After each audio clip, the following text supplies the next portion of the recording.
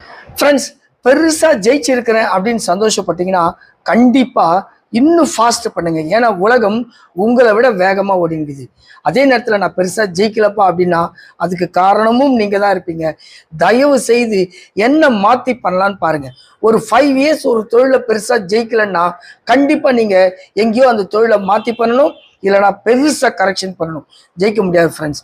நிறைய பேரோட லைஃப்ல பார்த்தீங்கன்னா எங்கிருந்து இங்க வந்திருக்கிறோம் அப்படின்னு பார்த்து கவலைப்பட்டே லைஃப்ல வேஸ்ட் பண்ணிட்டு போயின்னு இருப்பாங்க. கண்டிப்பா கிடையாது.